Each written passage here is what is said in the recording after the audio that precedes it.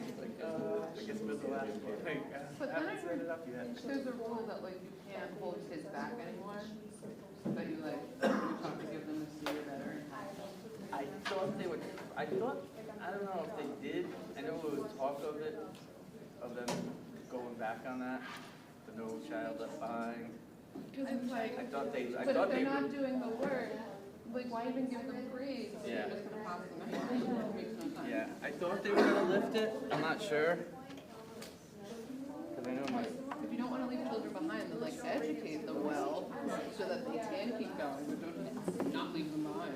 because that's what my stepson was having some issues. He's smart enough, he just chooses not to do homework. And then lies about it. So,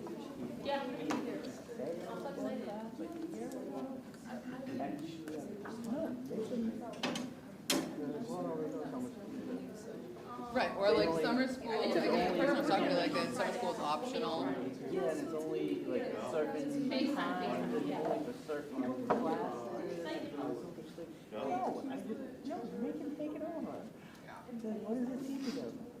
That he got away with it, that he Exactly, yeah. didn't submit assignments and math anyway. He And learned nothing. then they get to us and they're just like, I don't know why I'm not allowed to get away with anything. It's like, I will fail you. Like, you have to do stuff. Yes, I tell you, oh, you're probably.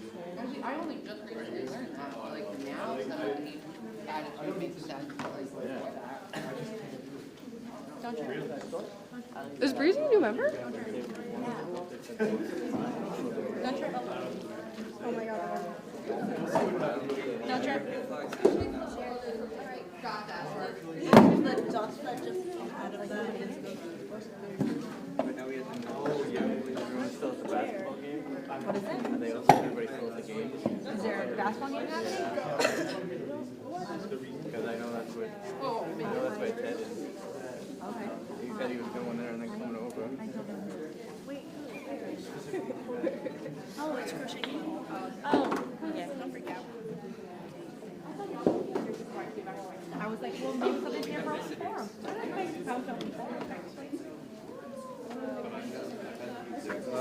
We will need the computer. So. I mean, Sorry. Yeah, you can do anything you want. I'll move it for you. Or actually, last time they were just over there with the camera. Oh, really? Because the majority of the speakers are on this I side. see. Yeah, last time I did it, it was over here, but No, it's fine. It's fine. No, I'll just- because I know that you're probably think. I figured that you would think that. Like, because most of the people talk on this I side. see. Yeah. Yeah, I haven't done it like once, so I'll move it. are you getting 13?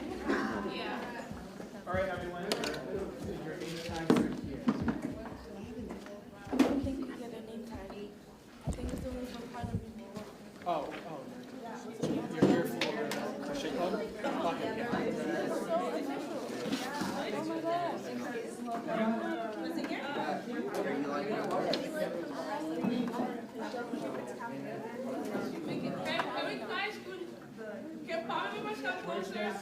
Miguel, come on.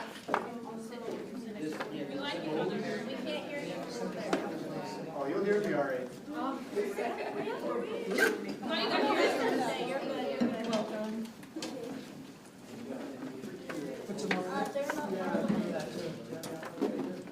Bring your shake and roll.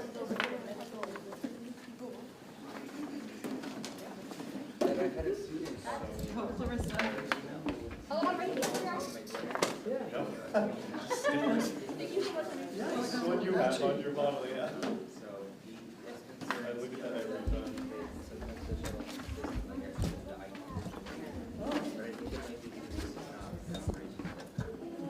But another thing I noticed is that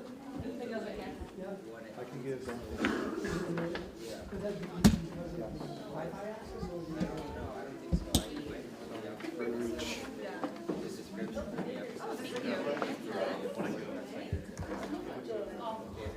I'm like, where'd you go? like it's halfway across the campus. I got mine. I'm like, you're looking for mine? I was just hoping you were mine. I'm sorry. I didn't get a leave from her. They did like this wrong YouTube. That's actually really good.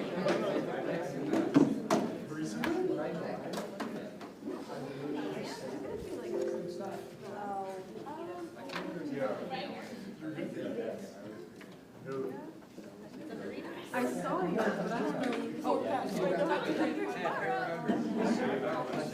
That's an athlete. No, I use my laptop. Bathroom.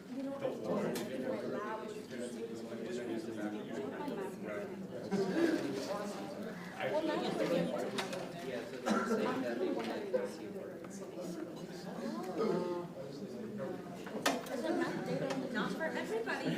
oh, yeah, it's There was a, I mean, I don't want to be like over stating it, but I had an, they have to like figure out what they're, how to do their business over there, because they don't have any. I just see him post on this sports there.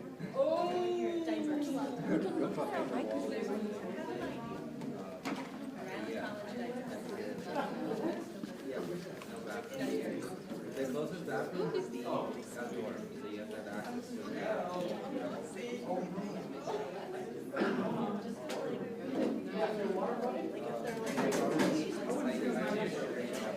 I know.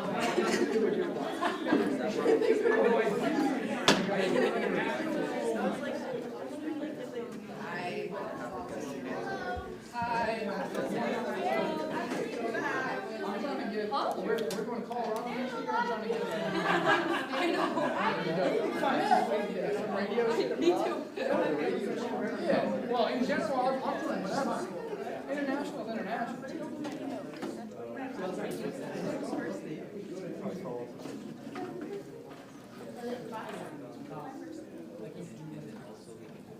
I think if people, I have a theory that like, like the whole liars now.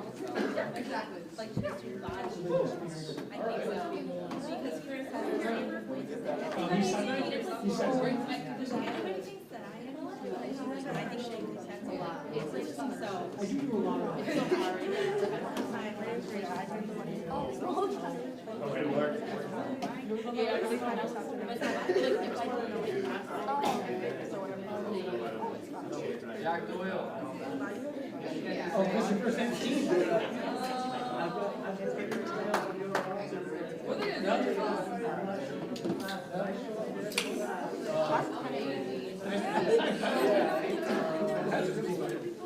Let me see what I can do about that. Would you like some french fries? Oh, wait, I don't want to. it took a while. I recommended last time. It was delicious. I was at Trader Joe's somewhere in the car ride home. You know, yeah, it was like it was delicious. Yeah, and I got home and everyone was like, "Oh, where's mine?" I was like, "Oh, I'm so sorry." This is so delicious. Where's mine? I was shocked. Yeah, they're good.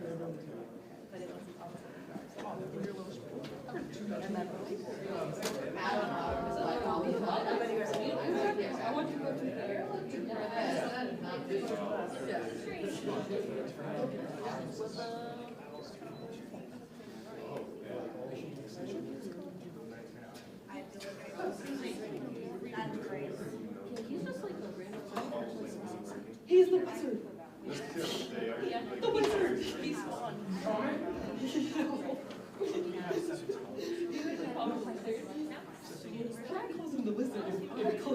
He's just, if there's somebody like, this is me, the wizard, like, he's the wizard, you know? He's like, yeah. That's why we call him the wizard. Y'all will connect real good. I'm saying. I think that would be a good idea. I mentioned Jackson before, you know. Just mention it every, Yes, I'm like, that's every like conversation you have. I did. Did your homie tell you? I told him I was. Yes, I heard about this. Queen, there was for Queen Jack. He's like, Queen Jack was sleeping. I said, wake him up right now. They were like, so are you? I know exactly. No, Next start. No, okay, no rest. Watch Magic. I feel like we're like on a like date. You're gonna the opposite of I type as fast as my fingers allow. Don't. I promise you, it is so, you're so good. It's crochet. Yeah. It's crochet. Ready? All right, we're good.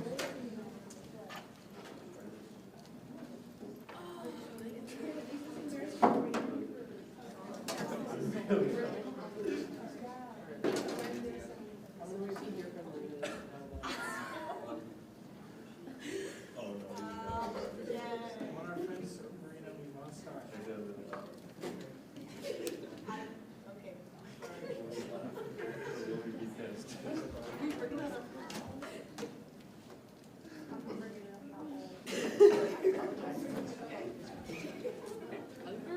Yeah, that might be, might stop me, I'm not gonna lie. A little more. Okay. It's okay. It was intentional. All right. Good evening, everybody. I now call to order this meeting of February 5th, 2025, Student Community Government meeting. So please rise for the Pledge of Allegiance.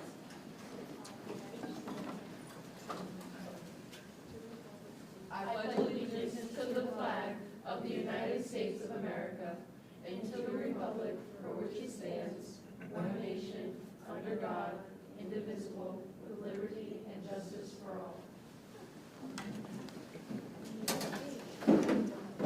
All right, roll call. Matthew Jakes. Present. Frank Costello. Present. Marina Colonis. Present. Batio Bobby. Present. Tess Sullivan. Present. Clarissa Pyers. Present. Isaiah Antonetti. Patrick Bauer. Zaria Lynn Campbell. Present. Alexander Selko. Sonia Chutayan. Present. Dante Di Gregorio. Present. Jack Doyle. In the flesh. Vincent Mutrell. Present. Elias Frawley Gendron. Caitlin Durant. Miguel Hoyos. Here. Jesselyn Hull. Riley Jackman. Lauren Johnson. August Jones. Alexander Kong. Alex Logan. Present. Lydia Luther. Present. Cindy Kozel. Bed Zito is here. Perry Levis. Melissa Marcotte. Dean Paola. Gianna Delmonico. Okay, thank you. I think there's something going around. So if everybody could look around at the agenda and approve the agenda today, it's pretty chill for today. And then once we're ready to, wait, I'm so sorry. Can I get a motion to amend the agenda to remove the alumni update from Miss Gianna Delmonico, as well as the administration update from Cindy Kozel? Can I get a motion to approve removing those two updates? First by Representative Doyle, seconded by Representative Logan. All in favor? Aye. Any opposed? Any abstentions? Approved. Can I get a motion to approve the amended agenda? First by Representative Doyle, seconded by Representative Boyes. All in favor? Aye. Any opposed? Any abstentions? All right, passed. We look in the meetings, the minutes from the meeting, wow, from January 22nd. It's like right when you open your packet, just look through all those.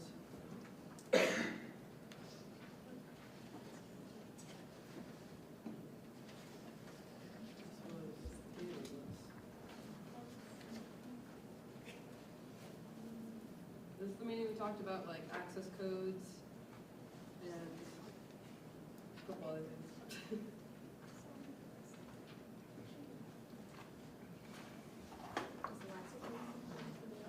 And then once we're ready, can I get a motion to approve? I don't see my name listed on the meeting for January 22nd, and I have not missed a meeting once this semester.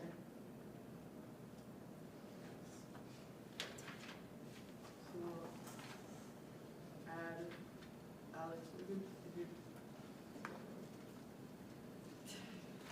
and then also there's a name spelled wrong. So we're gonna amend this to add Representative Logan to the members present for this meeting, as well as fixing Zara's name. Can you just, I'm not sure if I got this. Oh, Campbell's spelled wrong. Okay. Campbell. I think it's spelled right. There's just no H in Zaria.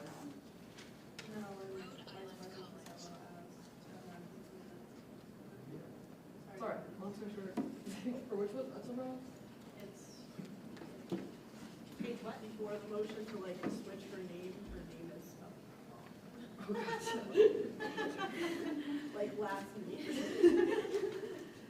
It's like her last name is C-A-M-E-L-L. What page? Oh, the second page, Page 2. on the bottom, it's like right above rep bowl.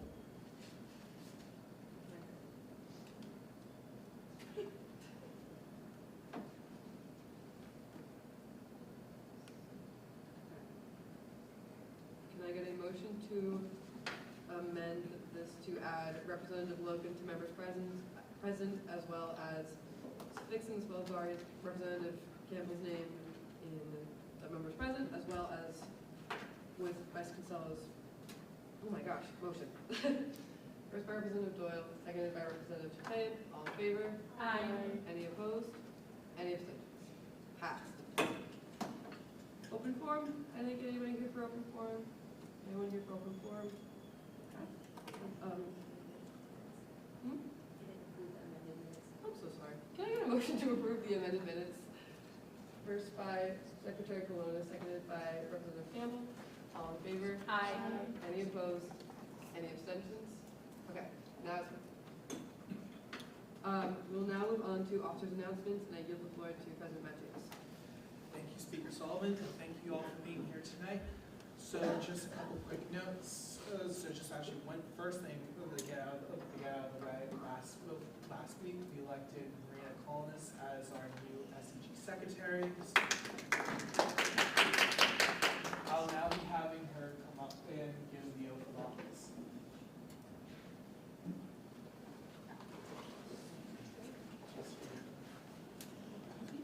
I, Marina Clonis, do solemnly swear that I will faithfully execute the office of Secretary of Rhode Island College Student Community Government, Incorporated, and will, to the best of my ability, protect and uphold the bylaws of SEG. I will promote a sense of community and foster the growth of student interest and welfare as a whole and honor the integrity of the mission of Student Parliament in all of its committees and commissions thereof.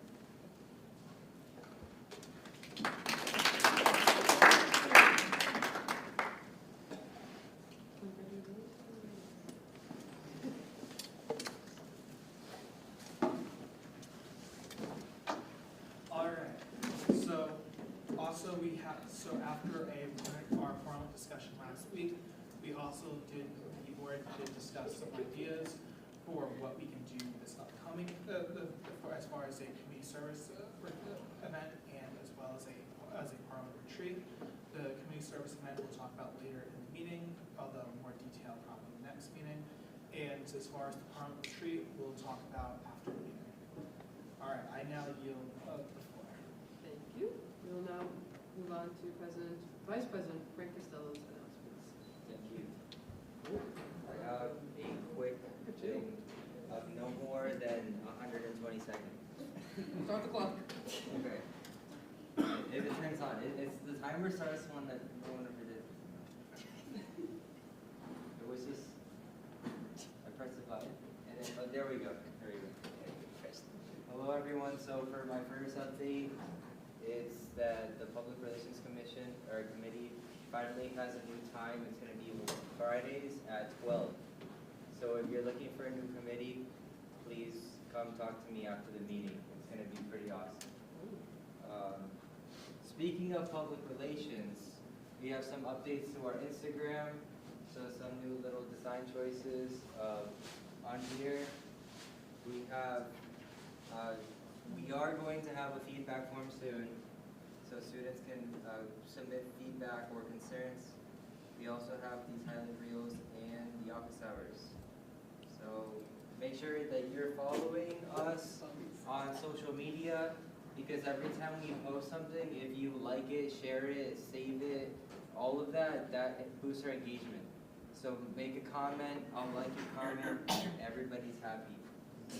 Okay. More public relations saying you have received an email from me before this meeting about the sign-up sheet. This has been a contentious topic, but in an effort to make it fair for everybody and not have the same people tabling every single week, I devised up this sheet to make it as fair as possible for everybody. That way you only have to sign up for 2 hours for the entire semester, and you don't have to do them all at once. So you can do 1 hour one day, and 1 hour another week. So that way it should be good for everybody. And to incentivize the participation in that, the person that gets the most amount of hours will win a $50 Amazon gift card. Yes.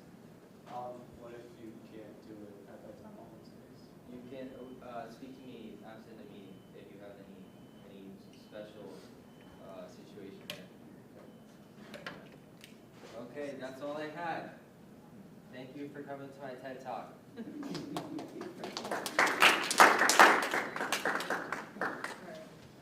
We'll now move on to Secretary Maria Colonis' announcements. Hi, everyone. I just have like one quick thing I've been working on. So I've been in contact with Zeld, who was recently in charge of the Rick Student Board's Instagram, and I'm trying to get like a takeover for that because I kind of want to amp it up and really focus on promoting more org events and doing like little Q&As with them, or making it a resource for like how to fill out like allocation requests, how to fill out Rick rooms, just like tedious stuff that people might not know if they're new. So I kind of want to amp that up, and that's all. Thank you. All right. We'll now move on to Treasurer Fatio Bobby's announcements. Hello everyone. Sorry. I don't have much of an announcement today. I don't have much. Like I said in the last previous meetings, we are working on stipend policy, and that's about it from the Finance Commission. Oh yeah, we have a budget budget hearing next week, so Saturday and Sunday, February 22nd and 3rd, is where we discuss next year's budget as a commission,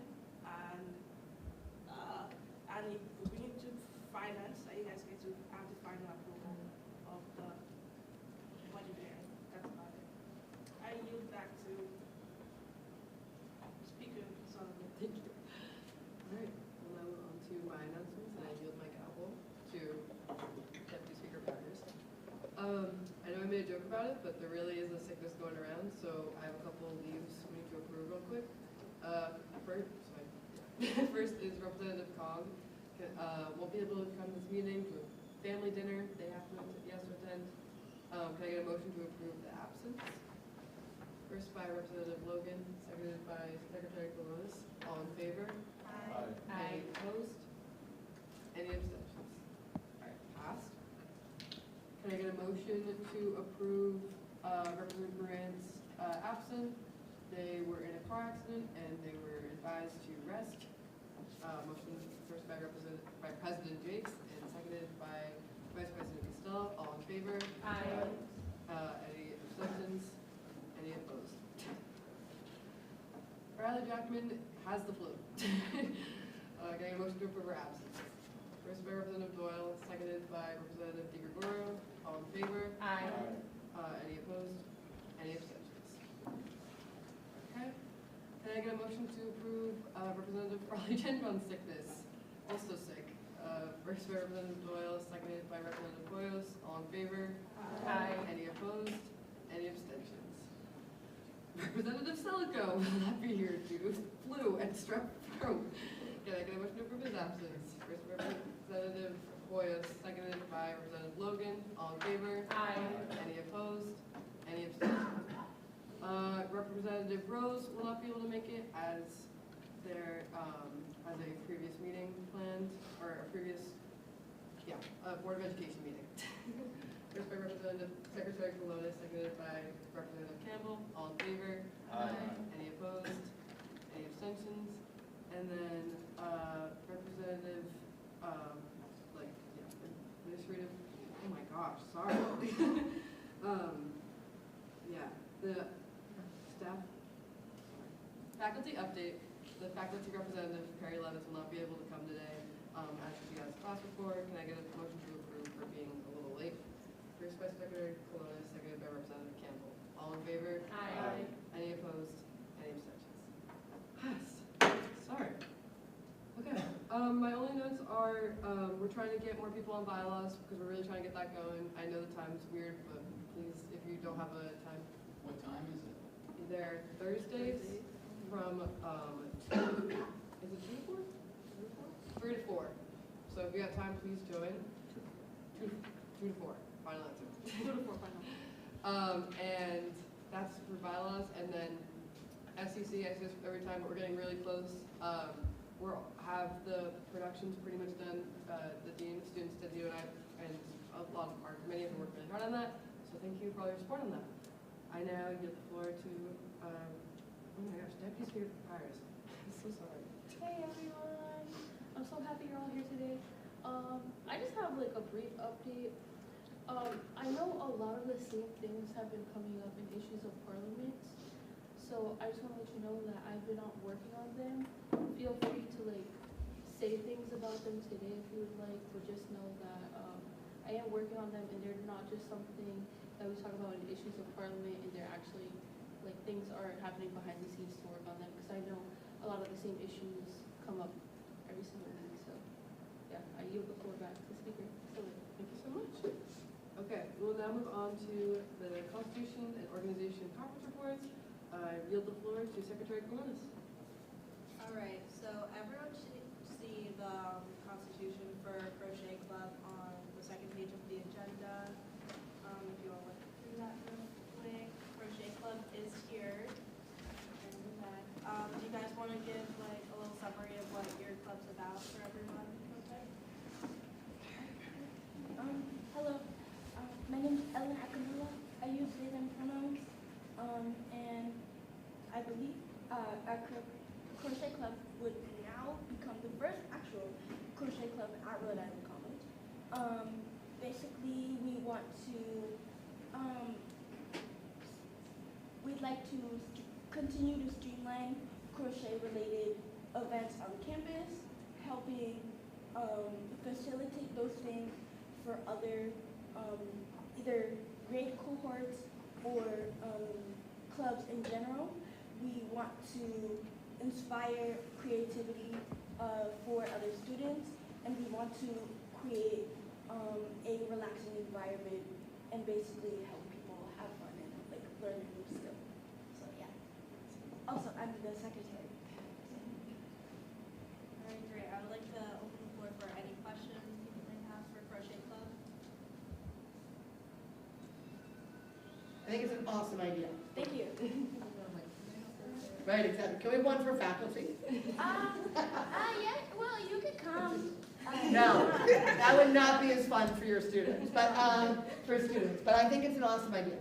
I also think it's really important to figure out creative ways in which that we can allow students to do art and to have experience doing art, even if it's not something that they're going to major in.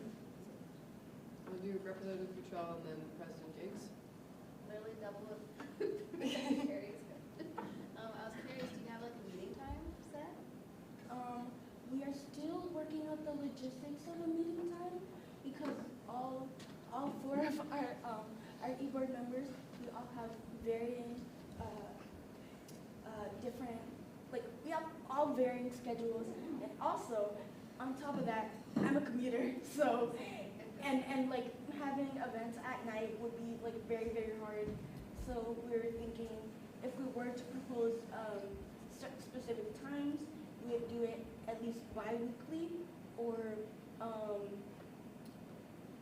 bi-weekly, and preferably when at least 2 of our e-board members can be there. Actually, I would love to come. So. All right, President Jakes. Thank you. My question to you is, so under active participation, it says an active participant attends most club meetings. So what are you all defining as most? Like we're not having every 2 weeks. Yeah, every 2 weeks. By most, at the very least, either 1 or 2. And if you cannot attend, that would be perfectly fine. Like we're not gonna be like strict about it. It's mostly a come if you can type thing. and I think it would allow us to be more flexible and like bring more people in. Yeah.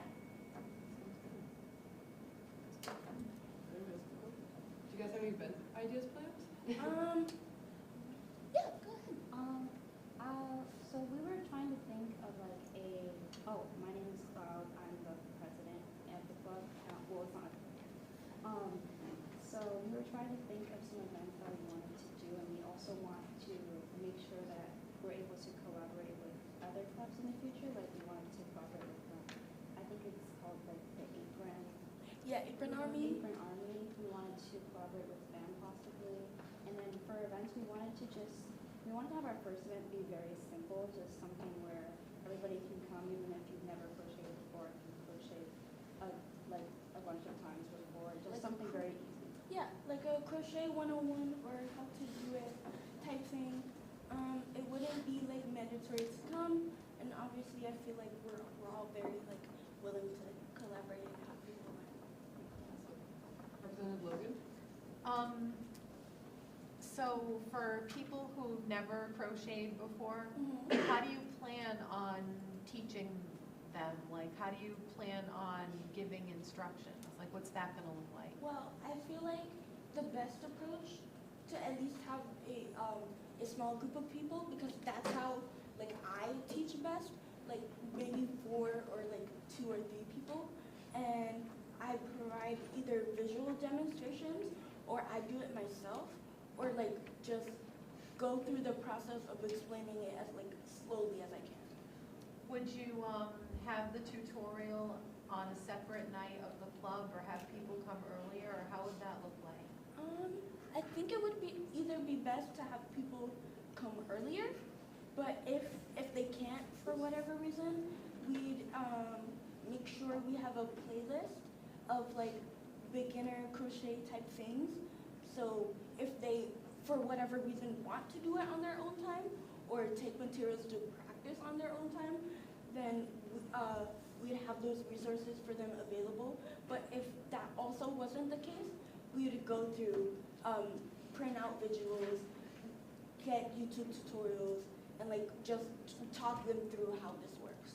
Yeah, and in addition to that, also I wanted to, since crochet can be like very daunting, and just because it's frustrating to pick up if you don't get it immediately, it's like a lot of trial and error. So I was going to start like the very beginning, like things that are just like there's something called a slip knot, and that's like kind of like a foundation for a lot of crochet projects. So I was just going to go from the very beginning and work my way up, just like because I am self-taught. I think Ellen is self-taught too. We're all like self-taught, so we just wanted to make sure that they will understand how to, because we're like beginners too. Yeah. And I think YouTube for sure is like the best thing we could provide, and like if like what Ellen said, if people were to come later on, it'd be nice to have like take home kits or anything like that, because Yeah, crochet materials. That sounds like a good idea. Yeah, they're pretty inexpensive. And there would be instructions in those kits Yeah, for on sure. how to. Either like written instructions or like instructions with pictures, whatever the person prefers. And we're really just trying to make it as easy as possible, because it's hard. It's really hard. First time I tried to make a square, it did not look like a square. All right, I'm gonna move on to Representative White's comment. It sounds like you kind of had it covered, but we did the class of 2026, the junior class, we did like a crochet night. I don't know if any of you were there, but Yeah, I saw posters. yeah, there was a lot of people that went, Mhm. and like most of them have never touched any of that stuff before, and most of them left almost in tears. Like they were so frustrated. So I think it's a very good idea, but like think of ways to beforehand, because we didn't think it would be that difficult. But I also never touched a crochet. Cause I saw you guys had one. I saw there was one to make a frog, and I saw there was one that just held to create watermelons. And I was like, okay, this can be definitely managed a little bit better. So I feel like if we can be there to support people, like in any way they can, so they don't like leave crying, because that's obviously not what we want. So yeah, I think we'd have to go through the tutorial like beforehand together, step by step, and then if people need more help, we can split them up into groups, see where they're at, and just go from there. Kind of like having one person in each group. So like, for Yeah. example, if there were 4 groups and there were like 4 of us or anything like that, one of us would like help them and probably like move along interchangeably. That's something I kind of did when I participated in the Palestine event with the watermelons. I kind of just was there teaching them a little bit, going really slow. So I think that's something that helped a little bit, and that's like something that I do do. People are frustrated because it is definitely tough, and it does. Awesome. Anybody else? Yeah, I think a big benefit of this club is that it's more than just an event people can go to. It's something that they can come back to if they feel like they're struggling, and they can try to get better, which I think is some relief. If they're walking away frustrated, they can just come back. Any other?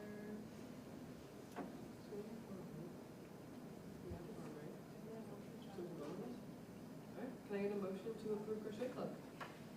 First by Representative Doyle, seconded by Representative Campbell. All in favor? Aye. Any opposed? Any abstention? If you're in stock, you have to abstain? If you're in stock, you have to abstain? No, never mind. Then passed. Thank you. You're welcome. You guys are have good to go. Yeah, you guys are set. Okay, and we'll now be moving on to reports related to the Finance Commission minute meetings. So I yield to Treasurer Bobby.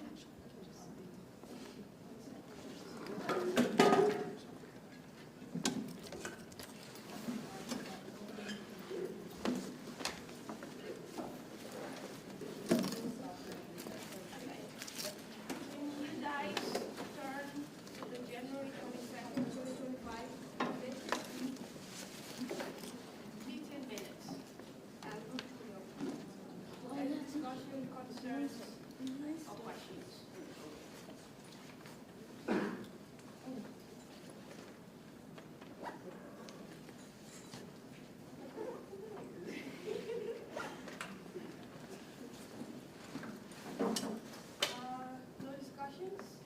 I'd like to move to a motion to approve the Finance Commission minutes from January 22nd, 2025. First by Jack, Representative Doyle, second by Deputy Speaker Teresa.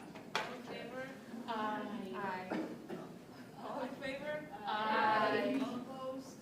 Any abstentions? I give the floor back to Speaker Sullivan. Thank you. All right, now moving on to Deputy Speakers, conditions and service meetings minutes from October 7th and November 4th. They're just like the first meeting, like, just going over them. So, yeah.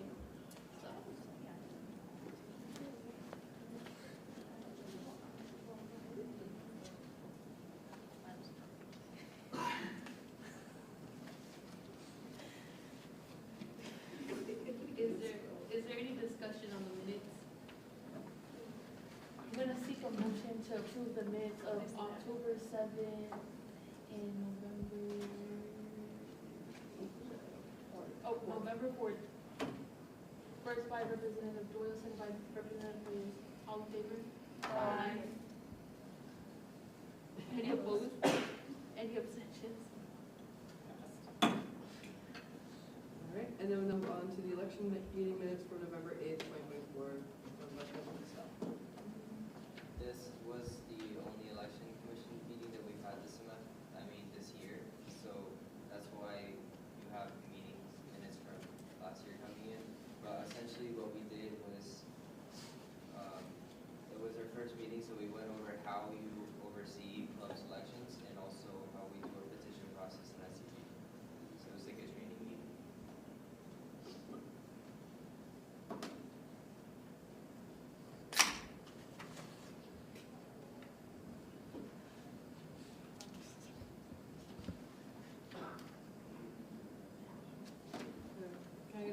to approve the minutes from the election meeting minutes for November 8th. First by Representative Logan, seconded by Representative Hoyos. All in favor? Aye. Any opposed? Any abstentions? Alright, minutes have been passed. We'll now be moving on to the community service event discussion, and that'll be done by President Benjix. Thank you, so Speaker Sullivan. All right, so as many of you that were here last week, we discussed different things that SEG can do moving forward. The one thing that was brought up by several of our members here was the community service event. What we're thinking we're gonna start off with is a food drive, and that's something that Alex Logan will be taking a spearhead role on. So we'll be working out details over the course of the next week or two, and then the next Parliament meeting I'll have more updates. All right, that's all I have for community service. Sounds good. We'll now be moving on to the student activity fee increase proposal done by President Benjix. Thank you. So as you all saw in the agenda, we are starting the process of increasing the student activity fee. We're not voting on it today. There's still a lot of discussions that have to be had. However, I'm also going to pull up the presentation we got.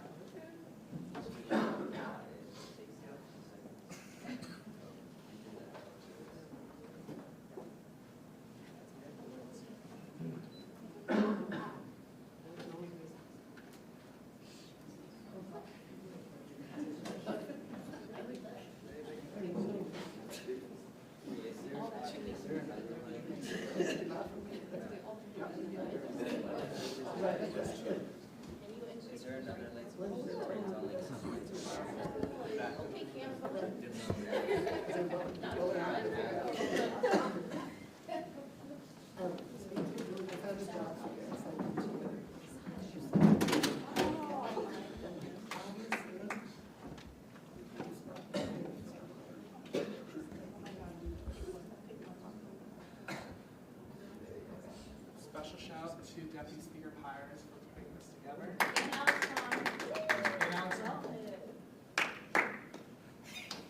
All right, so this is the first slide. And obviously, SEG, we are a nonprofit organization, a 501c that reinvests all of our student fees into student activities, student organizations on campus. The last time the student activity fee has been increased has not been increased since 2008, which is a really long time. Inflation has increased 45.7%, which has reduced SEG's ability to fully support clubs and organizations, especially since the Hope Scholarship, as many of you know. There's been a lot more student engagement ever since that's happened, which is wonderful. However, that means there's a lot less money from the orgs. And there's also been increased student engagement. There's been rising wages as well. Like, for example, we have 2 employees in our office. Nakia is one. We also have Joan.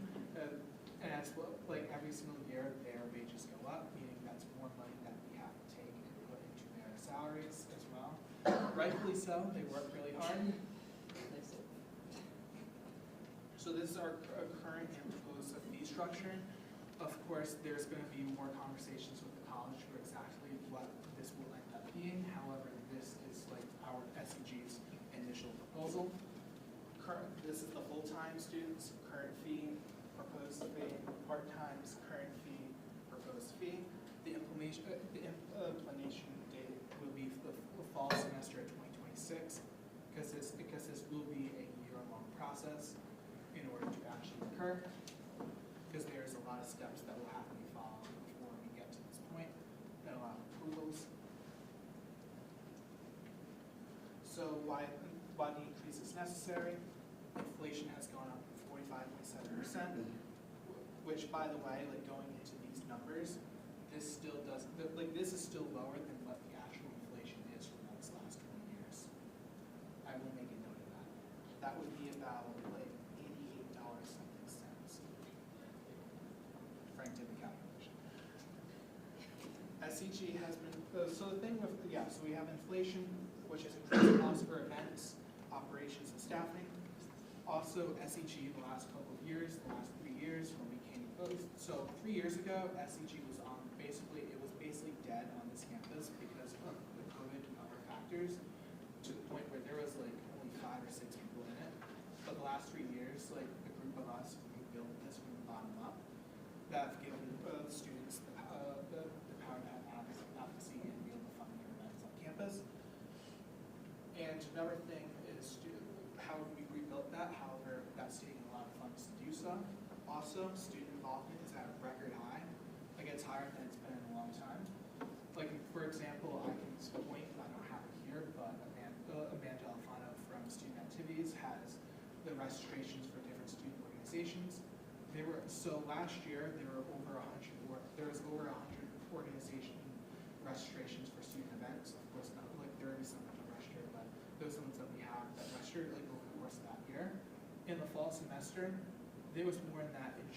There was more than 120 last semester, compared to 100 over the course of the whole year.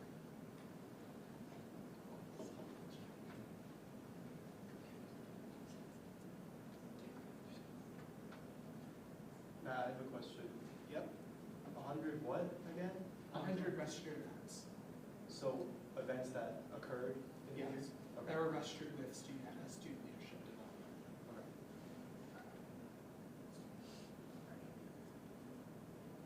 So growth is a big reason why as well for why this is crucial, obviously on campus, like allowing student organizations to have the ability to spend funds and have events, is that it allows students to gain valuable experience by being involved, including teamwork, leadership, public speaking, communication, budget managing, and event planning.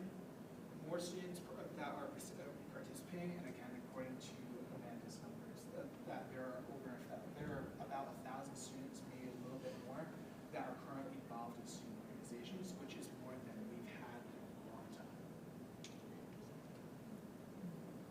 Investing in student activities means investing in student success beyond the classroom. So again, our student organizations as a big part of that, as well as other things that go on campus, which also involve different needs. And in the bigger picture, students want larger scale events, including concerts and professional development programs, which student activities takes care of some. However, other types of things is like conferences that many orgs go on. For example, Wixon went on their big conference this year. SEG has their yearly conference. Programming and RSA go on a conference. There are other different orgs that will occasionally go on conferences as well. So that takes up a lot of money in order to further develop our student leaders. And the current student activity fee will not allow for that to be a consistent thing going into the future, especially with prices continuing to go up. Peer institutions have higher student activity fees. For example, like I don't have them on screen, however, if you don't believe me, you can look it up. University of New Hampshire, theirs is $89 per semester. Johnson & Wales is $250 per semester. URI, theirs is $32. However, there is multiple fees that go into fund student organizations, so their number is also higher than ours. So increasing the fee would ensure bigger and better events that would help enhance campus life. And again, as I said before, 3 years ago, we were in a great spot. There wasn't a lot of money being spent before because, again, there were like no organizations doing anything at that point. However, the last couple of years, like we had to spend a lot of money to get student life back onto this campus, and we've done that, and we are in a good financial space now. However, looking into the future, when we continue to have more students get involved, and looking at that's when the issue is going to start becoming a thing.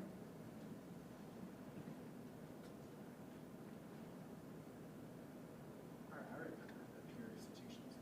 So yeah, Rhode Island College, our student activity fee is lower in some cases, significantly lower than other institutions. Many peer institutions do offer larger student events. Like for example, we're having a concert this year. many colleges, like for example, I will make an example, like like URI has a programming board. They have, that club alone has $500,000 to put on events for students. Which obviously, that's not what we're not going that far. However, They also have a different student population, let's be, that is slightly different, Matthew.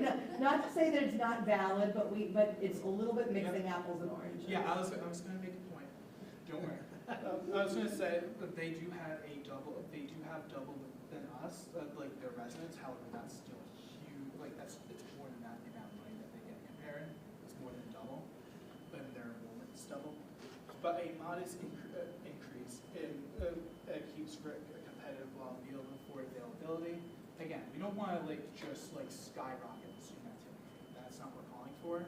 However, many college fees over the course of the last 18 years have gone up multiple times. Like most of them 2 to 3 years, while ours has not changed in 18 years.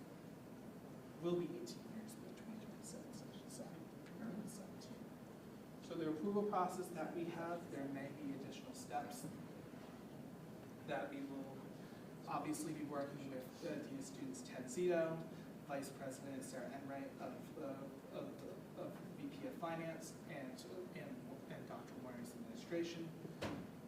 But this will also, we'll be working on steps within college, but also the basic steps is obviously going through S&G, which we're not voting on this today. It's just simply representing that this is a proposal that we have. There needs to be more discussion before we actually consider approving this. Obviously, the president of Rhode Island College, which I have spoke with, and he is more than open towards raising the student activity fee. Then going through the Board of Education and the Rhode Island General Assembly. Last but not least, thank you for all of your support. The student activity fee, this will be essential to student orgs going forward, and we appreciate all the support we get from our students, faculty, staff, and administration. Thank you all.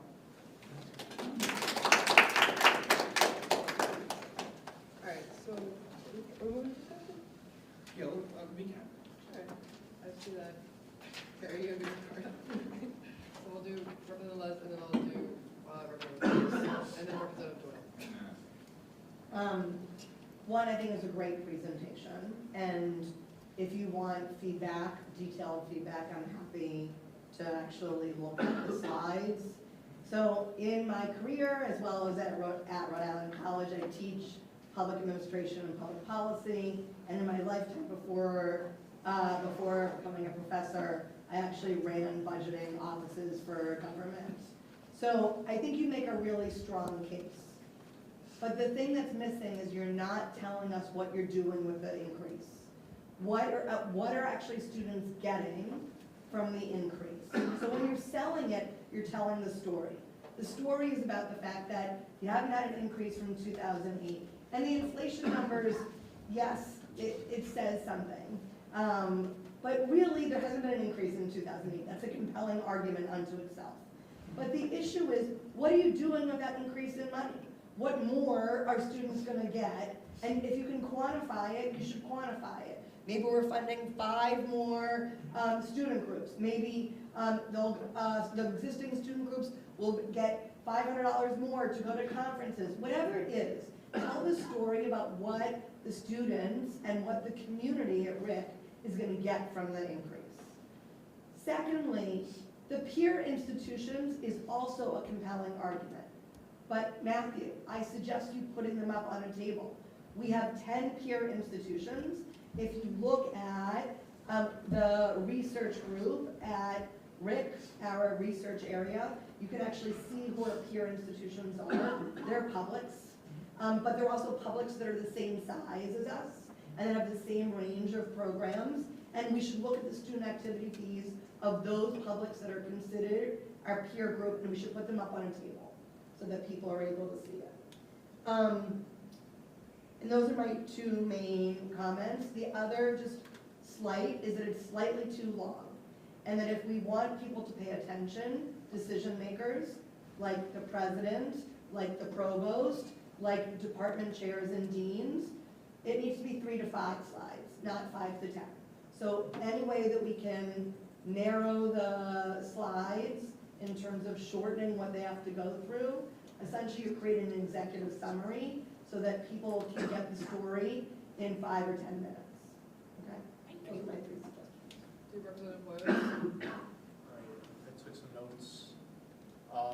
I would like to know and see like how much SCG collects in fees every year and how much of that is used, because like there's not a reason. What did you say? What was the word you said? I'm so sorry. How much SCG collects in fees from students every year and how much of that is used in programming. And like how, like Perry said, like how is it gonna help people? Because like you're talking about programming at other schools doing big concerts and stuff. Ours does, I feel like that money could be used better. And then it's like more and more is better in the slides, but like that's quantity over quality, and I feel like that's not the right goal and the right mindset to have. And then like the comparison with other schools, like you can compare with other schools all you want, but like if there's not an actual reason and you're just raising them to keep up with other schools and inflation, like that's just keeping up with the Joneses. I don't like that as a personal finance guru.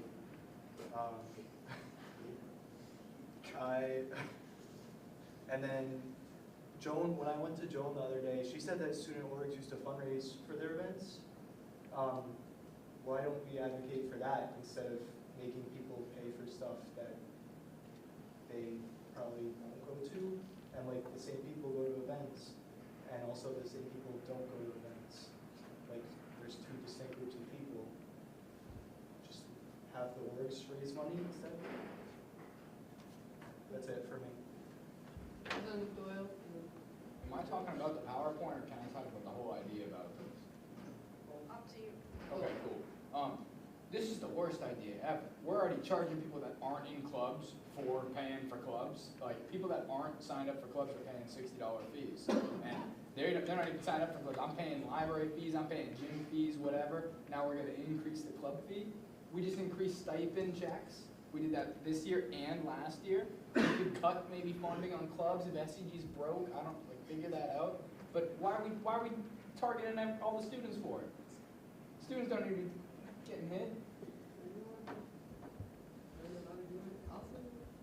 Somebody. We don't have to, whatever. Treasurer Buddy. The first reason,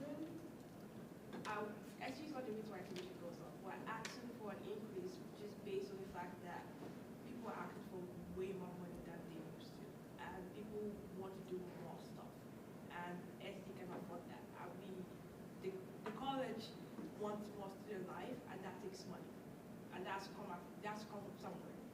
Unfortunately, that's come from students. Maybe we could increase the current people that are in clubs and stop charging people that aren't in clubs. That would be hard to keep track of.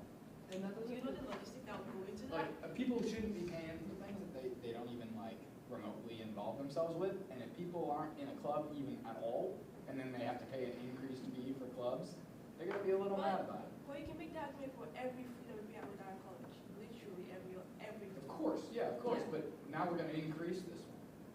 Like, I don't know. And the PowerPoint I just watched said kind of nothing. Like, I don't know. It said what about? We're gonna increase it $20 because the other schools do. Like, I don't know. I would say the reason why it's getting increased numbers in other schools is for 2 reasons. One, we don't have enough money to keep up with students. 2, things are way too expensive. And 3 is the fact that we have so many ideas that want to flourish. The student wants to bring forward, for example, is a concert, and if that is going to be a thing that Rhode Island College students want to happen. You can't cut budgets of clubs or maybe not increase stipends or. But that wouldn't change anything though. That is money. I know it's money, but that's minuscule to the fact that if someone someone is asking for different event, like weekend, like you want it bigger and better. Like that is music compared to stipend increase. Of course, yeah, Yeah. but in general, we're charging every kid $60, whether they're in a club or not. Yeah. Increasing that's gonna make nobody happy. And nobody's gonna be like, yes, let's do that, everybody get charged extra. I'm gonna move to president. Thank you. All right, so, a matter of fact, so let's talk about some of the other fees that we have here. For example, the athletic fee. Every single student here pays $45 a semester. Is everyone here athletes? No. The reason why is because anyone can be. Fine arts, $37.50 a semester, because anyone can be. The library fee, $52.50. Does everyone use the library? But anyone can be. The recreation fee, does everyone use the rec center? No, but it's $90 a semester. And everyone, the thing, student activity fee, that's the thing. Every single student on this campus can be a part of a student organization. And have a voice. Every single one. So that's why technology fee, $105. Actually, that one's kind of, sorry, forget that. Scratch that. So, but health counseling, wellness fee. Does everyone go to the health center down at Brown Hall? No, however, a very few minority, mostly residents, but everyone pays $80 a semester. Therefore, that's the thing, everyone gets charged for it because everyone can use it. Thank you, Matt. Thank you. Dr. Dix. I will now go to Secretary Colonis. Yeah, just to like piggyback off of that, it's just how you utilize it. Like the activity fee, you can utilize like programming, like they have their bingo events. You're winning stuff off of that. That's like kind of what your activity fee is going towards as well. Like you're getting stuff out of it as well. So it's just how you use it. Representative Boyos. Well, to respond, like while bingo is fun and all, like we're ripping bingo off Blue Down, like it's just every single week there's bingo. Like there's got to be other events. I think we can advocate for that. And, oh, sorry, I know you're doing bingo. I just remembered, but. And then also, like, if the student body's increasing, there's more fees getting paid that way. So, why would we need to raise it if there's more people coming in? I'm going to do Representative Chatayan, Secretary Colonis, and then Representative Abadi. And then y'all do right on after. Right, so I see where Jace is coming from. We have all these fees, and personally, I don't use half of them, right? And I'm happy to support the campus and pay for the gym, even though I don't use it. I'm happy to have that option. But what if we ran kind of like Spirit Airlines, where we we have these add-ons, like, oh, I can use the gym, but I have to pay a fee to use the gym. That sounds awesome. Or like, I'm not an athlete, I don't participate in athletics, but I want to, so let me pay this extra. Or I want to work, I want to be part of fine arts, I want to pay the extra fee. Certain things should say, like the library, I feel like if as many people use the library, then we should keep that fee as like default, like you have to pay it by default. But certain things that not many people on campus use, that should be optional. I think student organizations are, what's the name of that fee? Or the activity fee. I think that's something that you can't really like monitor, or you can't really sign in or be part of a club, so that should be default. But dropping all the other fees that not many students use, I think would be better, and so that would give us an excuse to raise this activity fee. Secretary Colonis. Well, all I had to say was about the bingo. People here love bingo. Like, you could not take that away from bingo. No matter how many bingo events there are, people are gonna show up. People are gonna love it. Okay, that's all I have to say. I'll do Treasurer Abadi. Like a bingo. Representative Boyle. So the same points that being brought up is the fact that there is way too many fees. That we cannot control. That is up to it. We have no say. All we are saying is we want. Jake, they only have control over the student and over the student activity fee. The other things are set by the college, not by. Sorry, Claudia, I wanted to just make sure that you weren't being blamed. So the rest of the fees are set by the college. SCG is only responsible for the student activity fee because the student activity fee funds the activities for SCG students. just told everyone at the provost about the online textbooks Yeah, for a absolutely. few days. We have the voice to say what we want, and if we want that to be an issue, we can like spearhead the fuck out of it. Yeah. But what we want is to increase the activity. It's not. I know as students it's hard to hear that, but if we want rate to be better than it is, like something has to be budget. Like I'm sure of the budget, and I don't have to say this, but the budget for next year is looking shaky because we spent more money this year than we have spent ever since I've been the treasurer. And that has nothing to do with like people. That has a lot of people freshmen being interested in stuff. That's a lot to do with like people wanting to do more stuff. That's a lot more people having more ideas, having be more engaged. That has a lot to do with like SLED or whatever they're called. SLED helping more students be more involved. There are so many like things that go into the money that if we don't increase it, there's no way we will be running on deficit every single year, and nothing will be like there will be no point of the entire situation. I'm gonna do Harry Levitz, Representative Doyle, Vice President Casella, and then I have something I want to say. Okay, very quickly. I just think that we should recognize that Jake and Michael's comments are good. Yeah. And it's the pushback that we're gonna get from Larry giggling. Miguel. Oh, sorry, Miguel, I'm so sorry. My name's I Jake. apologize. Is it Jack or Jake? Jack, so I screwed up both of them. Jack and Miguel, I should actually know. We should take them as gifts because they're not the only members of the student body who are gonna have the same reaction. And so we should be prepared with a really strong story about why it's important. Very typically, across the country, student activity fees are not segmented by population. They are common across college campuses, meaning that it's one student activity fee regardless of whether or not what you use and what you don't use in terms of a student activity fee. So Rick is not an anomaly. But I do think we should make sure to have that argument. The second thing is, we should be able to see the budget. And Miguel asked about this, but I think it's really important. If we're having a discussion, I know that we have, but like within the context of today's discussion, we should also be seeing the budget to understand how the student activity fee relates to the existing budget for SCG. And then the final thing I have is just a question. Does SCG get a payment from the college? When you look at your total budget, is it only from the student activity fee, or do we get any payment from Rick? No, just I know that we're a 501c3, but is there it's just the activity. just the student activity Yeah, fees? so. That's pretty amazing. I can show Okay, so anyways, those are my comments.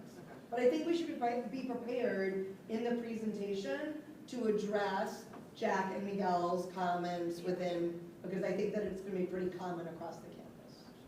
Do Representative Doyle? I think what Miguel said was amazing, but I also want to talk about Sonia first. The spirit thing, that way there we can see what people are using, and then those things can be funded accordingly. Oh wow, a lot of people are in clubs, let's fund the clubs. Oh wow, nobody's using the library, let's cut that back and fund the clubs. You know what I mean? So I don't know, so Sonia's like brilliant, she's cooking up over there, but Miguel, this guy's a genius. The student population is increasing by like a third every year. It's getting big. Yeah, no, don't shake your head. No, it's not. All the dorms We are should full. actually have the student population data in the last 5 years. All the as we're dorms having are a full. discussion. The dorms are stuffed. There's no more rooms. Because of the Hope Scholarship, and that's only because of like racism. So the student population's increasing per year. Well, Now, the Hope Scholarship is making it even better. yeah, but we don't have that statistics yet, because you know what I mean? So it's happening, but because we don't. No, we had a small increase. This is the first year, this fall, the first year that we had an increase in the student population. But Jack, we should give you the numbers so that you can see it, because it's important. Data actually is really important in the discussion, because there's a narrative that's not in reality. This year, we had a small bump up in enrollment. In the prior 2 to 3 years, we had a significant decline in enrollment on our campus. In the last 3 years, I'm a junior year, so since a freshman, we've had about 30% increase each year. No. That's what I was told. Okay, well, that's not, it doesn't matter, but we should. But all we the should have dorms that are data. now currently full. So Yeah. student population is increasing. Yeah, this year like a small bump. Small. Like, So we're thinking of, we talked, I think the first meeting Yeah, was like- talking about rebuilding Willard into something else, maybe another dorm or whatever. yeah, the college went from like 10,000 to 6,000 to 5,000 roughly, and back to like 5,000 something this year. So it's like from 10,000 to 5,000, it's like half is still gone. More people are becoming residents, so that's amazing, but you are really close. You only have like 3 dorms open, and before, all the dorms were full. But now you have like 3 or 4 dorms open or something like that. So there's still like am I wrong on that? Oh, there's 5 dorms, I'm sorry. but one, 5 or 4 dorms, I have no idea. Oh, freshman, 2 of our classes. Yeah, but one of them is closed down. So that's why, like, there's a bump, I agree with you, but there's also like a decline of students. There's a lot more decline than rise, if that makes sense. Like, but I agree with Dr. Paris, Dr. Levis, my bad. Dr. Levis, that we. That just means you're following my track, so we're all. We do need to provide the numbers, and you did provide some good feedback that everyone has. Like when this was first proposed, I had some reaction, and the reason why I agreed to follow onto this because we are losing more money than I realized we were, and I wish you provide that evidence so you can look at the numbers. That's our bad. I'll provide numbers to make sure that to make it sound like we're not trying to convince you to change your mind, well, it's to come see where we're coming from. That's the entire idea. This is not to like raise certain people like being competitive. It's like we have serious, like scary financial issues going forward if we don't raise it, and we should show you the numbers to see where we're coming from. I'm gonna make my point that I was gonna make, and I think I did the order I want to do it. The other thing is, not all the money has to go to orgs, right? It's nice that we can give it to orgs and give it to student leaders, right? Trust, I've used my student activity fee, I've gotten my, like, I've used all of that. But what I'm saying is that we don't have to use it all for student orgs. The co-op went away because we weren't able to afford it anymore. If we were able to get more money, maybe we were able to afford more programs like the co-op preschool, or like other programs that help those students who aren't in clubs. Does that make sense? I'm gonna get this. So like SQ doesn't just, we support the students in the way that we can. That comes in the form of orgs, that comes in the form of like supporting different ideas that we might have to improve. No, it's okay, I'll have Rico. Vice President Cassell, can you? Thank you. I just wanted to say that I agree wholeheartedly with what Dr. Levis said, and also a lot of what Fatia is saying. I personally believe that any opposition to this proposal, it would be incredibly difficult to substantiate just because the rationale behind this is so like compelling and valid. But when you guys are saying your concerns, it's so valuable for me because I can see like students are gonna have those same concerns. And it's like our responsibility to have the data and provide explanations for why we have this proposal. Like for instance, you know, we have the idea of the Spirit Airlines. That's a good idea, but I'm just thinking like nobody likes Spirit Airlines. Like, who wants to take Spirit Airlines? And that just gives me that makes me think about what type of services we want to provide to the students, because I could take the argument that only people that benefit from a service should fund it. So for instance, if we only had Wixon members fund the Wixon budget, how much would you have to pay per semester? Several thousands of dollars personally?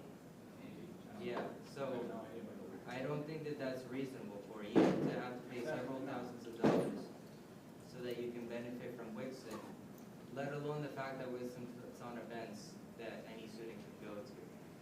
So that's just why I feel that way. I think of it in terms of like taxes. So we like, even outside of RIC, we pay taxes so that there's like public services for seniors or something like that, or daycares. All like the vast majority of things that I pay taxes for, I never see use out of, but we do it because that's what it means to be a part of a nation that has services that supports everybody, in theory, we hope. So same thing applies to Rick, just on a small scale. That's how I feel. So to wrap up, basically, I appreciate that you say that because we should have better, more compelling reasons for why we want to do this. But I do believe strongly that if we had that compelling reason, then any person would be very hard pressed to find a reason to not agree. And I believe that very strongly.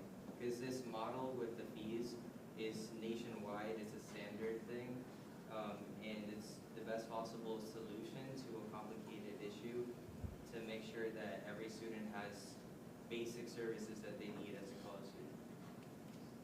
That's all I have. Alright, I don't see any more bits of software discussion. Anybody have anything else they want to say? Go once, going twice? Okay. We will, is there any, President Jakes, is there any plans after this meeting to talk about it? No. Okay. Well, Matthew, what's the follow-up from today in terms of so you laid out the process? Yep. So what's the follow-up from today's discussion and also making sure that people are informed about what's next? So obviously, first steps are obviously start.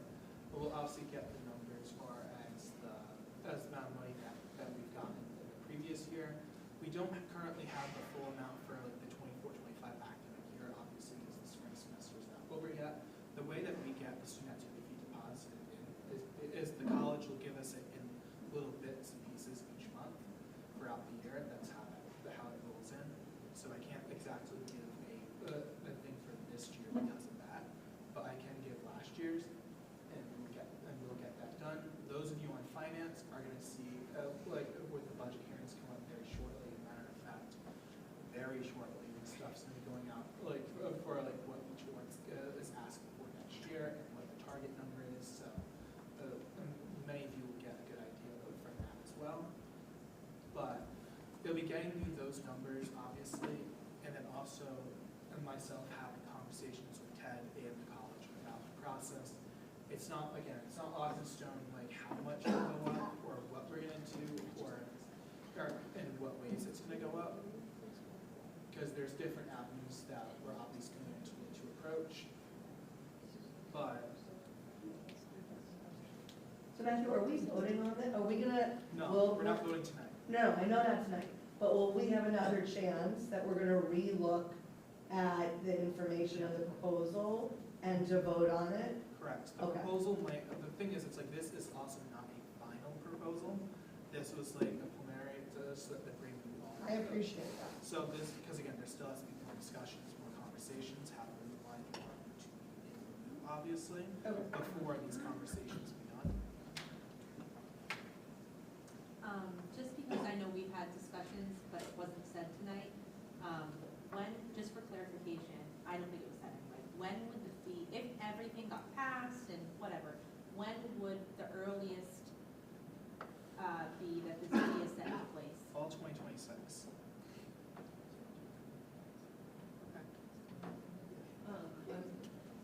When you get those numbers together, I think it would be helpful to see, like, by club, how much people asked for last year, so that we can see what the distribution is. Because going back to Miguel's comment about, like, maybe there are opportunities for them to do fundraisers if it's something larger, so that it's not totally draining the SCG fund. So, like, if they're gonna go travel to a conference, like, are there other resources that they could pull from so that the money's more evenly distributed, and then maybe we wouldn't need as much? Another reason why, I'm just gonna say, we do, if you're going to a conference, you have to get out of the money yourself. You have to fund the transportation and the budget. After that, I'm going to that. The other thing is that we don't just fund clubs. We fund departments through internship. We try to, for example, quite some back that to without college, but that's the concept like that. But if without college don't want to do something and we help them do it, for example, was the bus, what's it called? The reason why we have a bus pass is because SUD funded the first year of getting bus for students to college. We do stuff like that. We fund an entire year of an idea that we think we support students.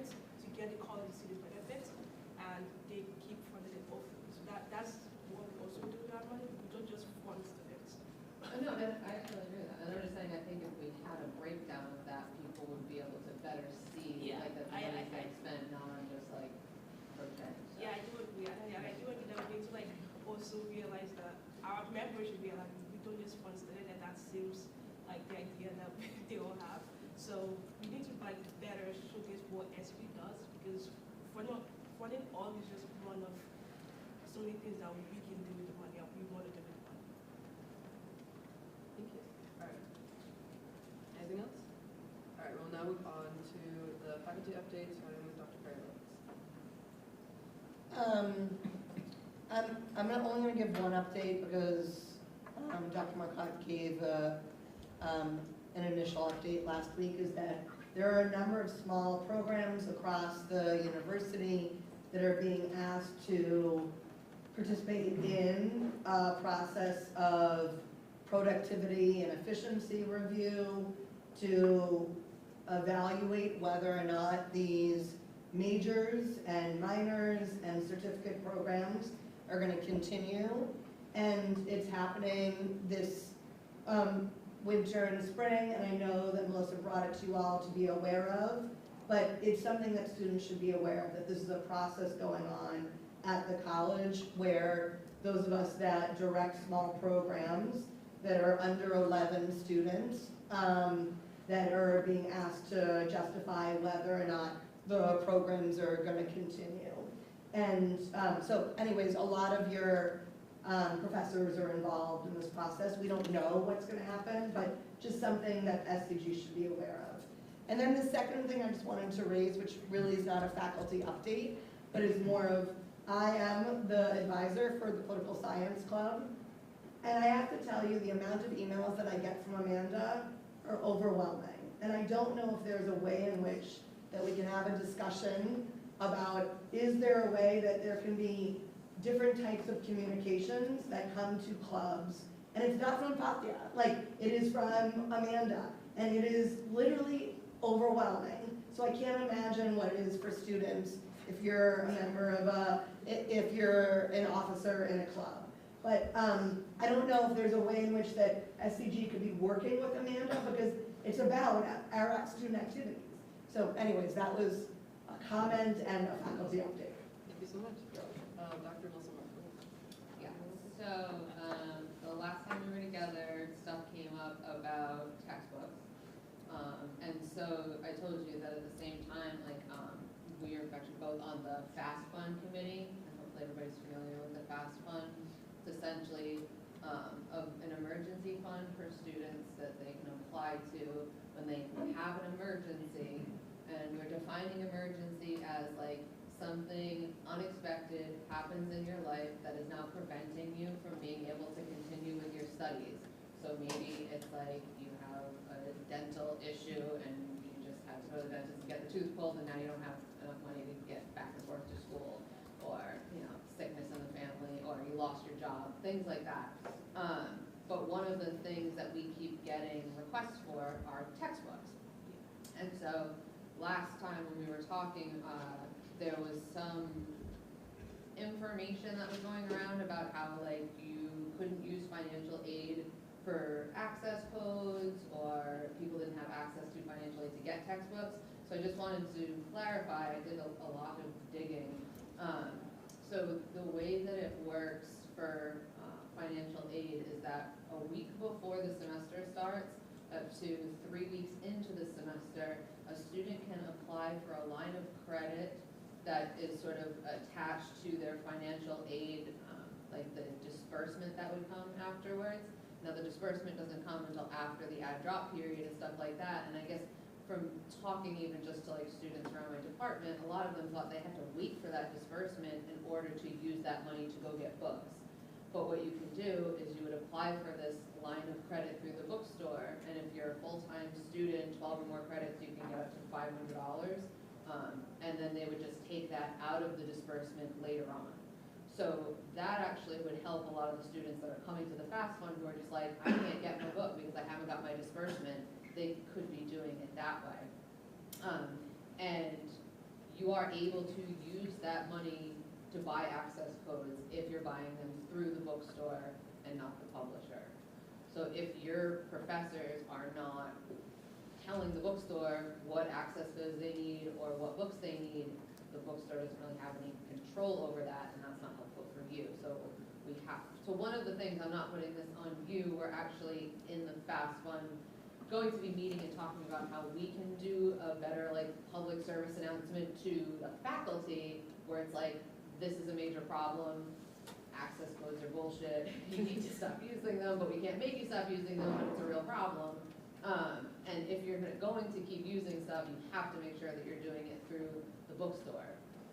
That being said, I also found out that the bookstore is only open from 9 to 4, Monday through Friday, which is really stupid given that we have students that can't come here until after 4 o'clock. So I was really upset about that. There was another thing too, I got all fired up this week. So I'm just like, what? Oh, that the bookstore like does a lot of upcharging, so like it's cheaper to go through the publisher instead of the bookstore, which is why some students are like waiting for their money to come out. But so I mean, I want to have a bigger argument about the bookstore, not with you folks, but I'd like to try and do something on the other end. But in the meantime, it's like, if you need to get books and you're not going to have money out of pocket to get books, you're going to have to use financial aid and you have to go through the bookstore. But again, so many students that I talked to did not know about that. And so maybe there's a way that you guys can do an announcement to students to help them understand what their options are for being able to get these books and not having to wait several weeks into the semester. So that's my thing about textbooks and Fast Fund. Another thing is advising. I know everybody is sort of like riled up about advising. Again, I can only speak for arts and sciences. We are working on it, and we're going to be having a meeting coming up on February 12th from 9 to 10. And I'd really like a student representative or two, or however many want to show up, from arts and sciences to speak about their experiences with advising. So if there's anyone from arts and sciences. So February 12th is a Wednesday. Is it 10 to 9 or 9 to 10 a.m. or p.m.? I don't know. We're old. Okay, 9. I'll be well asleep by 10. So 9 to 10 a.m. arts and science majors. Send an email. Like if you have something to say, it would be a good time to say it. I can come up business, School of Business, I'm computer science, but I would come with you in a heartbeat. I don't know if Computer I'm, science That's business. I don't think I'm with you. is in business. Sorry. We can send an email to people who aren't here. Yeah. Representative Jackie, maybe. I mean, I could go, but I'm on the other advising committee. Yeah. That's another thing that I don't know how much of what we're doing is the same. And I think part of what was brought up in our meetings is making sure we're not like working on all the same problems, like. So I would go to that meeting also, so. It's just arts and sciences doesn't want to do what the rest of the college is doing. Right. And so we're trying to come up with like, what is a better way of doing advising? And then if we find a better model for it, then the rest of the college can pick up on it. But like, we really believe in like personally mentoring students. And so we don't want students to just be a number that they're not able to get in touch with faculty and stuff like that, but there are those sorts of issues. And so I feel like I bring it up in the meetings, but I think that like they need to hear from students, like what is it that students actually want from advising? So it would be really helpful to get the student voice on that. I have a class at 9. I really want to go. I have a class at 9. Okay, well now we're moving on to the Could you like advertise that to students? So open it up to whoever want, like make it in a big room and do your snacks? Yeah. Yeah. You guys and your snacks. It's a Zoom meeting. It's not in person. And if you don't mind, Ted, can you like send an email to all the students on campus? He has like a. I mean, having some representatives would be good. I don't know if like a Zoom meeting full of like 300 students. Not that I think 300 would show up, but You make it, I don't. optimistic. If you invite 6,000, 6 come maybe. We can send an email out to people who aren't here, because we have a lot of leaves today, and we can see if I think anybody. like having people from like SCG, like representatives I agree. would be a good start. Okay. Now we're moving on to the staff update with Mr. Dean Taylor. Hello, everyone. Just have a couple updates. And we just wanted to emphasize the specials have been going well. There's been a lot of feedback. And that feedback is helping us create new specials. So please keep up the feedback. I think next week there's been there's been a few for white pizza, so that's coming to the bistro next week. That one's there. So we do listen to we do read the feedback app, and like I said, it's helping us plan the menus. Some other new things for anyone. We're changing the pepperoni to a beef and chicken, so there'll be no more pork. It's in the bistro now. It will get changed in Donovan when we get rid of the rest of the stock. So that's been another big feedback one. And one other one that I'm kind of happy about, we have new ice cream novelties. What does that mean? We have like better ice cream sandwiches and screwballs and bunchicles and like cotton candy popsicle. That's pretty good. Yeah. Yeah. Vice President Costello.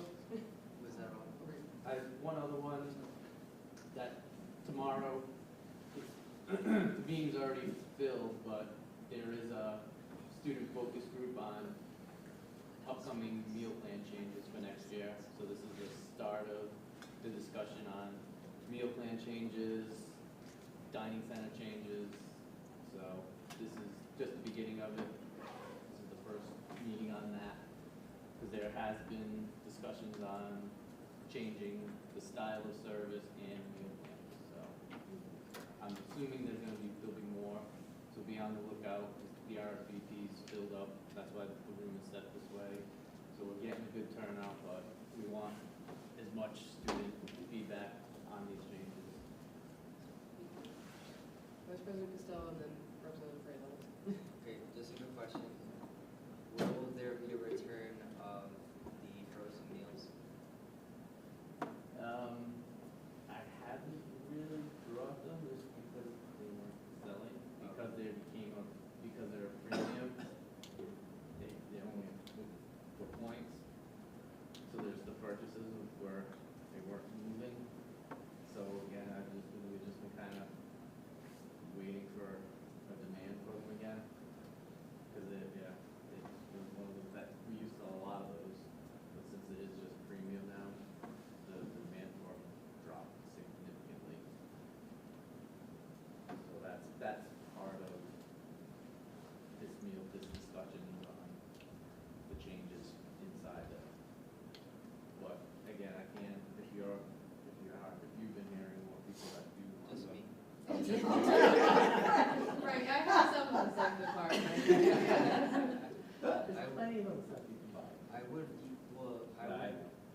I'm surprised to hear that because I figured that many students, like we've had discussions all the time about people having difficulty with Donovan hours or meals or whatever, and I figured that people might use their flex points to use those so they can bring them to their dorm and then heat it up in the microwave if it's like odd hours.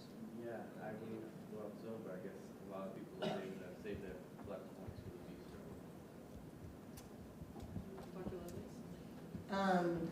Okay, there's two things I forgot to mention.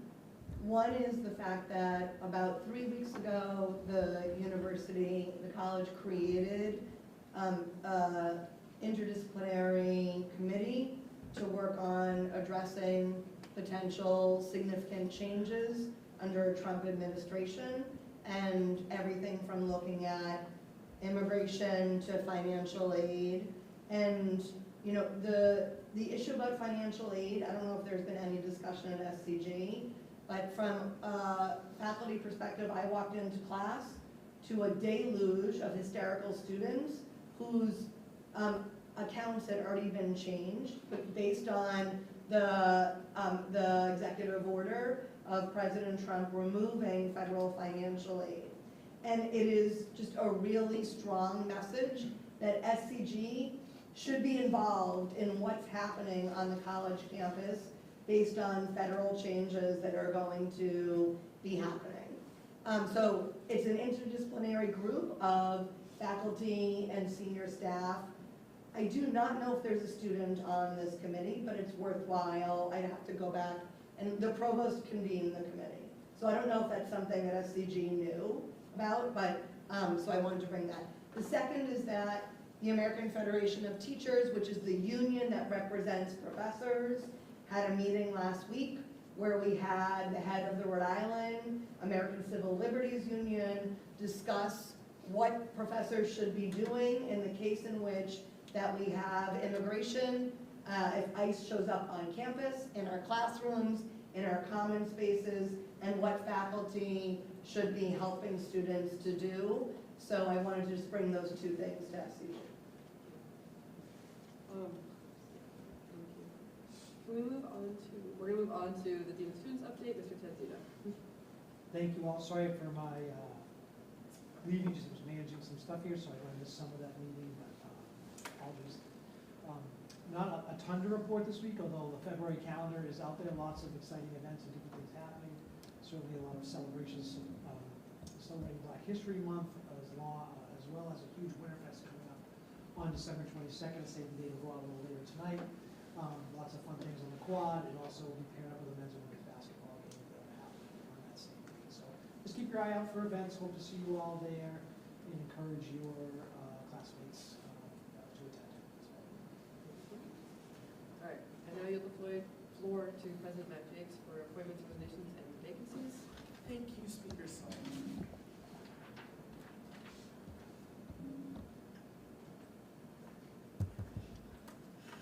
All right, so first and foremost, I'm going to announce that Anna Spencer resigned from the Public Relations Director spot as well as Public Relations Committee. Before we do appointments, because that involves the new appointment to Public Relations Director. All right, so Alexander Kong has been appointed the new Public Relations Director for the remainder of the 24-25 academic year, and Zaria Lynn Campbell has been appointed as the Student Organization Coordinator for the remainder of the 24-25 academic year. Resignations. I think you guys have other committee resignations. We have from Bylaws, Alex Silico and Gianna Rose for scheduling conflicts. From Conditions and Services, we have Genta Brown and Zaria Lynn Campbell for scheduling conflicts. Of Relations, we have Marina Colonis and Clarissa Pyers resigning from Public Relations. From the Student Entertainment Committee, we have resignations from Jordan Bellett, Elias Barley-Gendron, and Riley Jackman. From the Student Organizations Committee, we have Jose Ramos, and Undergraduate Curriculum Committee, Clarissa Pyres. Most of these resignations are due to, obviously, the different changing of semesters. The committee times have changed the majority of their committee members. Some people couldn't make it, so we have to kind of change what committees people are on, which was done from the doodle poll that Frank sent out. People filled out, and then we appointed at the last Parliament meeting for the most part, although there were probably a couple more appointments after this meeting. Some interim appointments that are going to be made official tonight. Gianna Rose to the Conditions and Services Committee. Jamie Goldberg to the Student Entertainment Committee. And Benjamin Tolmie to the Student Organization Committee.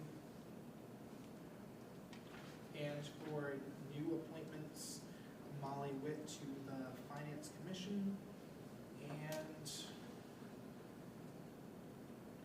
Jose Ramos to the Student Entertainment Committee. And that is all I have. Is there anyone else that wants to be on a committee? That is on any committee that is not currently on a committee that they want to be on? No? All right. All in favor of all these appointments, resignations, and vacancies? Motion. Motion to approve all the latest resolutions. First by Secretary Holness, second by Representative Wyss. All in favor? Aye. All opposed? Any abstentions? Passed. We're gonna move on to issues of parliament members, but before we start, I wanna go over a policy change, or just go over the policy. Because I think what's happened with our issues of parliament members that hasn't been, we just haven't been doing the policy correctly, and it can be more productive, so this is how we're gonna do it differently. The policy states that it's open forum for parliament members, agenda item to give parliament opportunity to address any pressing matters not discussed in the meeting, reflect upon an action taken in the meeting that is agreed or disagreed with, inform the body of upcoming events of members' organizations, or publicly ask questions of other members. So the main thing is that we should not be doing debate as much as we should, and if you have a issue that you want to have a long discussion about, please go to President Matt Jakes, and he will help you put it on the agenda, or we'll figure out how to help you with that. So, I will ask. Or delegate to a committee. So we're gonna move to issues of parliament members. Anybody have any issues? Oh, come on. We're in so policy. Representative Boyle.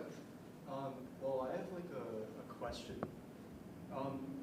What does CELD do? Like, with the role of SEG funding clubs and governing whether clubs exist or not, and like what does CELD do? I'm going to answer that. So CELD is the institutional recognition of clubs.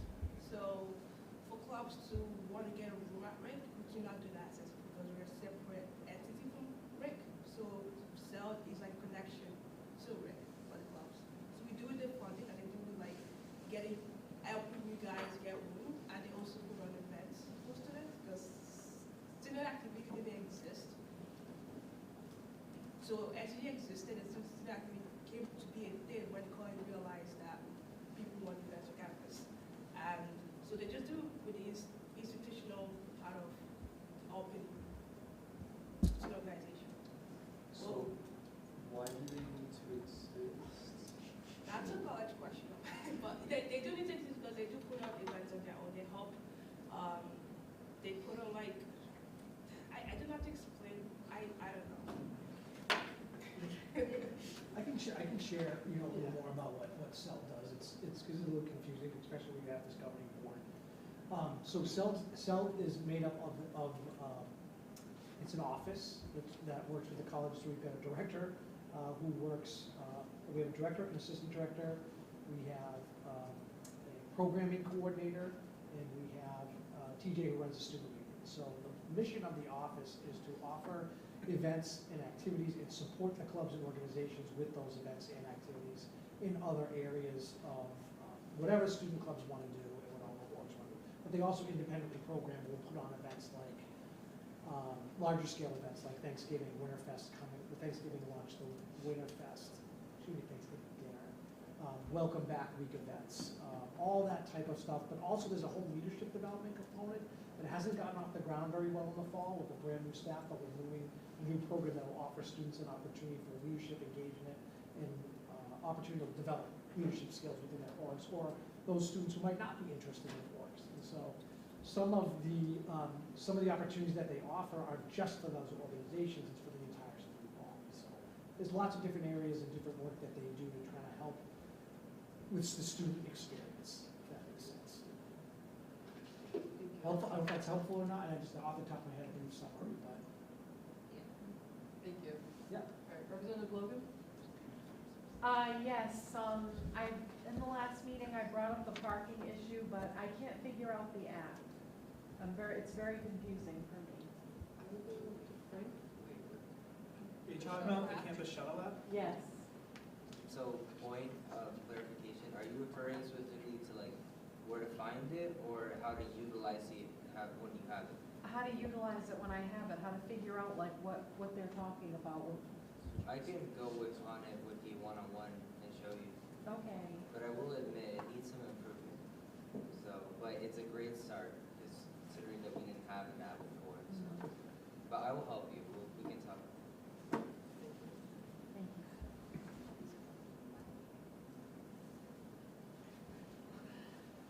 Anybody else? I'm gonna do one for Vixen. We have a show on Friday. It's an R&B show. It's for Black History Month. The artist is, we have like, one of our artists is a member of Wixen, so that's really cool. And then we also have another artist. She has 200K Spotify followers, so just kind of a big deal. And she goes to Brown, and so it's really awesome she's coming here to perform. So if you could come to support us, that'd be awesome. Thank you. I want to do a promo too. Yeah, come on now. So I'm vice president of class of 27. Next week we're going to be having a Lego bingo event in Donovan. It's Monday at 7 p.m. if anyone is interested in going. It should be fun. There's a Vespa Lego set and a cat and Mona Lisa. Just a little promo. Thank you. Yeah, I'm the president of Pre-Health Organization. If you are looking to go into the outfield, we have a bunch of panels coming to it, February 19th, Audio 110, 12 to 2. So the Dean of Brown Medical School is coming. We have a bunch of doctors, dentists, and VA. So if you know anyone that was with medical school and have questions about what that would feel like, please invite them to Audio 110, February 19th, 12 to 2. Go. I have a question slash comment. Yeah. So it's my understanding that SCG provides a lawyer. Is that still the case? Yes. Correct. Okay. Is it like once a week kind of thing? So it's every other week. The next one is on February 19th. And it's usually on the same weeks that we have finance and parliament, usually. And is there any way that schedule is given out to students? Yeah, we can definitely do that. I only ask because I've had several people come to me, including your professor as well, they're very concerned with like crisis conditions, and students would like to know what their rights are and kind of talk about that kind of stuff. So I feel like that would be useful for students to know if they can have that resource. And also, do we know if the lawyer is specialized in immigration laws or not? She specializes in nonprofit, but we told her that this was going to happen, and she needed to read up on. So Joan told her this was going to happen, and she needed to read up on the policy of immigration, which she said she was going to do. So I think she would be equipped enough to either tell you what your rights are or send you to the right place to tell you what your rights are. Also, if I may add a chime in here, also on top of that, like usually with our lawyer, like we give like consultations, like for every consultations, but like if they're needed for any type of case, like she would refer them to someone specialized in that. And she won't be here this Wednesday, but we can, our card is in the office. You know, where there's a case of a bunch of our cards. Our card is like right next to ours.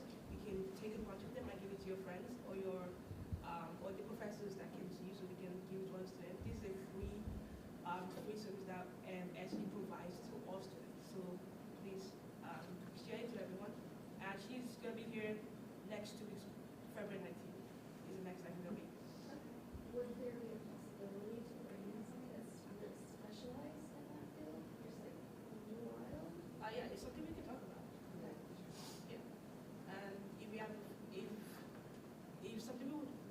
something that we really need, we can bring someone specialized, and we can also pay for it. Well, we have to know who to go to, because I don't know. I know that Roger Williams has one. Yeah. Our advisor came into our Wixen meeting today, and he was showing us a bunch of resources that was sent out and was told to be sent to students, but not sent to students. So that's awesome. So if there's a way to like send stuff to students like that, but there's a Roger Williams one that we can get that number out there. We also started a resource list out of the union that we can get to Jess. Thank you. Sorry. Just for clarification, so the lawyer who offers free legal advice for students during finance commission meetings, I know you're on finance specifically, so she sets up in my office in Student Union 401. So if anybody is ever looking for her, she's usually during finance commission, but in my office, SCG. Oh, sorry, one more. And if anybody's interested, they can reach out to Joan, the office manager, and she can set up appointments with the lawyer as well, so you don't have to just like walk in and if she's with somebody, you kind of just out of luck. Yeah, so email and she can set up appointments. Yeah. Okay. Last call. Going once, going twice. Okay. Can I get a motion to adjourn the meeting? First by Treasurer Bobby, seconded by Representative Campbell. All in favor? Aye. Any opposed? Any abstention? Passed. Stay for roll call. Okay. So, okay. Roll call again. Matthew James. Frank Costello. Marina Colonis. Marina. Here. Okay, Fazio Bobby. Here. Tess Sullivan. Present. Thurston Fires.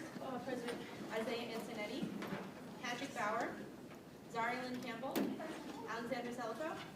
Sonia Chatayan. Dante Di Gregorio. Jack Doyle. Lindsay Petral. Elias Farley Gendron. Caitlin Grant. Miguel Hoyos. Jesselyn Hall. Riley Jackman. Lauren Johnson.